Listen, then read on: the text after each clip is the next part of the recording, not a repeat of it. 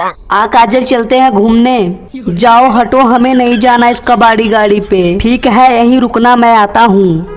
ओ painter वाले भैया, मेरी भी गाड़ी को अच्छे से पेंट कर दो।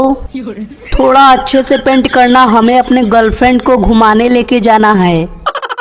ठीक है भैया, मैं तो काम बहुत अच्छे से करता हूँ, फिर भी हमारे वीडियो को कोई लाइक सब्सक्राइब नहीं करता। नहीं नहीं, तुम काम बढ़िया करते हो, देखना इस बार ये सभी भैया वीडियो को लाइक सब्सक्राइब जरूर करेंगे।